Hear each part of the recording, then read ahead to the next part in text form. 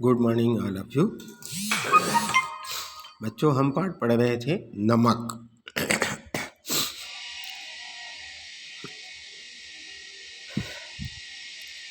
सफ़िया जो है कुछ हिचकिचा कर बोली, मैं आपसे कुछ पूछना चाहती हूँ। कस्टम ऑफिसर से वह पूछना चाहती है।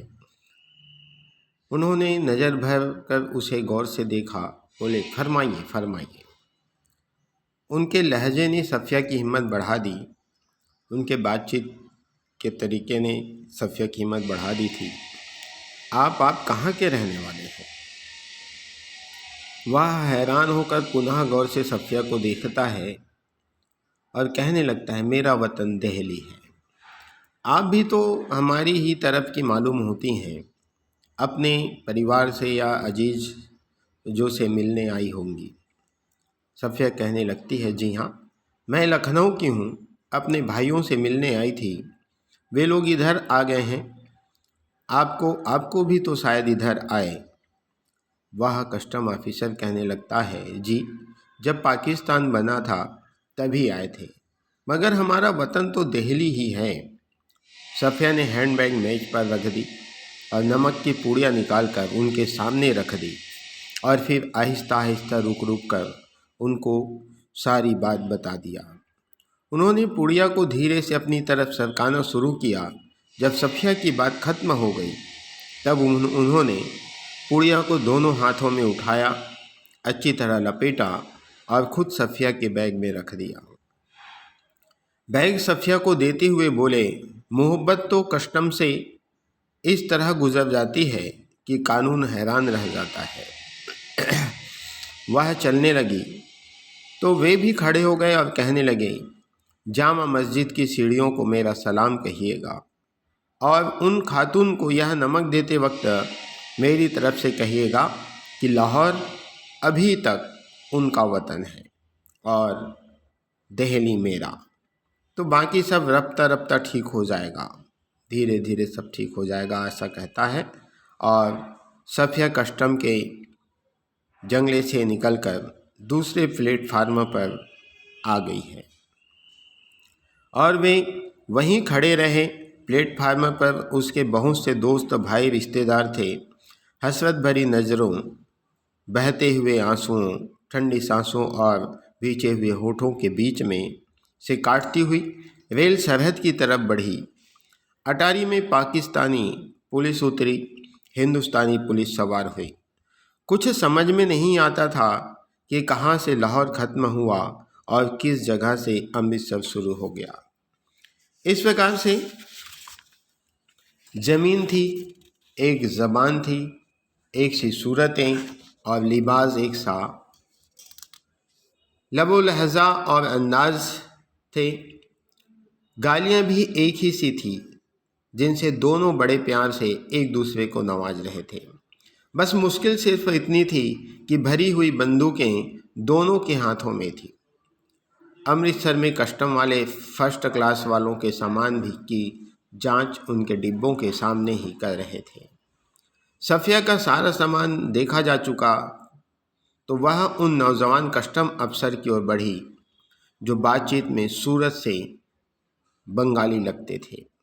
देखिए, मेरे पास नमक है थोड़ा सा। फिर उसने हैंडबैग खोला और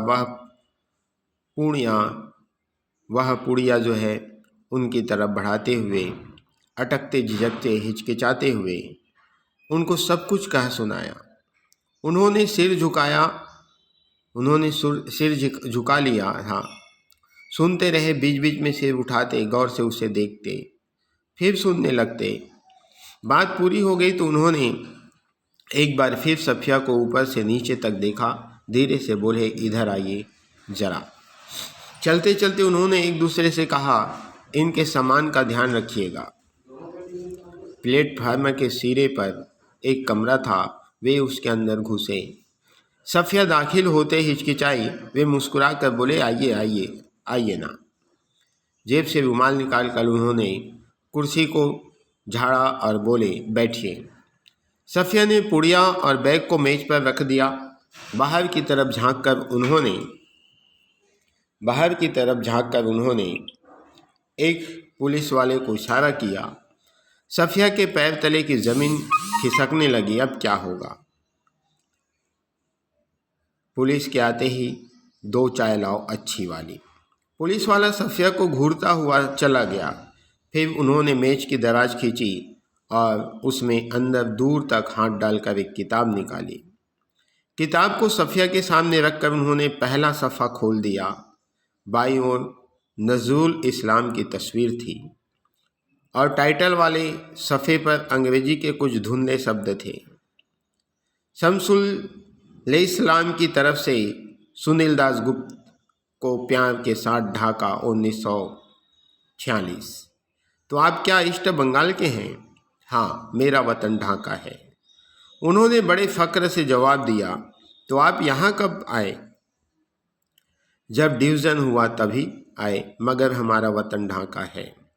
मैं तो कोई 12-13 साल का था, पर नज़रुल और टैगोर को तो हम लोग बचपन से ही पढ़ते थे।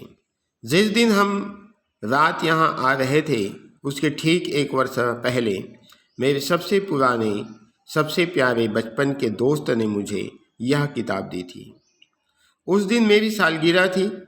फिर हम कलकत्ता रहे, पढ़े, नौकरी भी मिल गई, पर हम वतन आते जाते थे। वतन, सफिया ने जरा हैरान होकर पूछा। मैंने आपसे कहा ना कि मेरा वतन ढाका है। उन्होंने जरा बुरा मानकर कहा, हाँ हाँ ठीक है ठीक है। सफिया जल्दी से बोली, तो पहले तो बस इधर ही कस्टम था, अब उधर भी कुछ गोलमाल हो गया है। उन्होंने चाय की प्याली सफिया की तरफ खिसकाई और खुद एक बड़ा सा घूंट भरकर बोले, वैसे तो डाव कलकत्ता में भी होता है, जैसे नमक यहाँ भी होता है, पर हमारे यहाँ के डाव की क्या बात है। हमारी ज़मीन, हमारे पानी का मज़ा ही कुछ और ही है। उठते वक्त उन्होंने पुड़िया सफिया के बैग में रख दी और खुद उस बैग को उठाकर आगे आगे चलने लगे। सफिया ने उन्हें उनके पीछे चलना शुरू किया और परिस्थिति ऐसा हो गया, जब सफिया अमृतसर के पुल पर चढ़ रही थी तब पुल की सबसे निचली सीढ़ी के पास वे सिर झुकाए चुपचाप खड़े थे। सफिया सोचती जा रही थी, किसका वतन कहाँ है, वह जो कस्टम के इस तरफ है या उस तरफ है। इस प्रकार से सफिया जो है विचार करती रही कि वास्तव में यहाँ जितने लोग हैं सबका वतन कहीं ना कहीं है, सबका वतन इधर उधर हो गया है। तो इस प्रकार से बच्चों, सफिया और सफिया की माँ जो पड़ोसी है शेख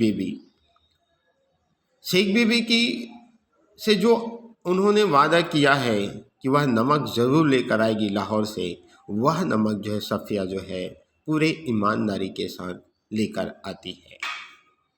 तो बच्चों, पाठ समाप्त हो गया। धन्यवाद।